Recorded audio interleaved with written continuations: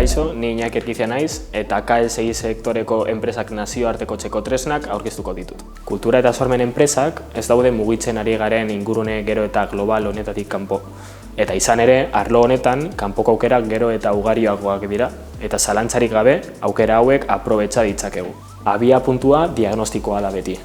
Informazioa boterea da, eta oso garrantzitsua da jakitea ea gure produktu eta zerbitzuak kanpoko merkatuari egokituak diren, ea merkatua ezagutzen dugun, era kanpora joateko beharrezkoak diren baliabideak ditugun ala ez, eta horrez gain ea gure taldea joateko prest eta motibatuta dagoen ala ez. Diagnostiko hori erraz egin daiteke, adibidez, kultura eta sormen industrien barrutiaren tresnaren bidez, baina hala ere gomendagarria da diagnostiko hau beste zehatzago batekin osatzea aditu batzuen eskutik. Azkenean, diagnostikoak esaten digu ea gure enpresa kanpora joateko prest dagoen ala ez, eta ea gure enpresa kanpora joan behar den ala ez. Aukera on bat hartzeko lehen urrats gisa. Diagnostikoa egin ondoren, aukeratu behar dugu ea merkatura edo bezerora nola joango garen. Horretarako zenbait aukera daude. Lehenengoa gu gure kabuz eta gure barne baliabideekin joatea da. Bigarren aukera beste erakunde batzuekin kanpora joatea da. Bai tokiko erakundeekin, zein kanpoko erakundeekin. Hirugarren aukera azpikontratatzea da. Horrela beste erakunde batek gu kanpora hedatzea laguntzeko eta hala gu balio gehien sortzen dizkiguten negozio jardueretan zentratzeko. Hortik abiatuta, helburu batzuk eta estrategia bat finkatu behar dira, baita ekintza plan bat ere, zenbait arlori buruz, adibidez, merkataritzari eta pertsonei buruz.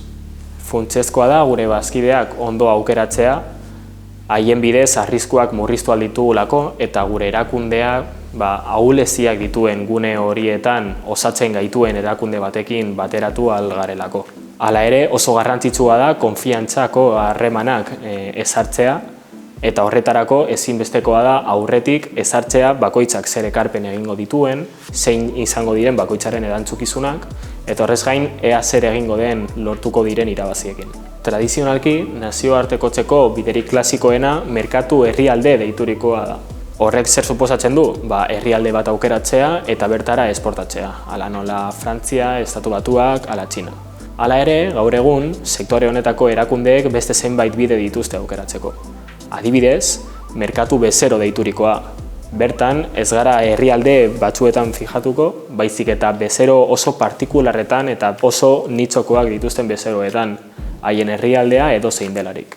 Beste aukera bat da, kanpoko proiektuak finantzatzen dituzten erakunde handien lizitazio alde aniztasunen bidez. Beste aukera bat da, nazioartera zabaltzen den tokiko bezero bati laguntzea, bertan nazioartean zerbitzu berdina eskainiz. Azkenik, bide digitalen bidez ere joan algaran nazioartera, ala nola Netflix, Spotify, Amazon eta halakoak. Bide horiek guztiak ez dira aplikagarriak erakunde guztientzako.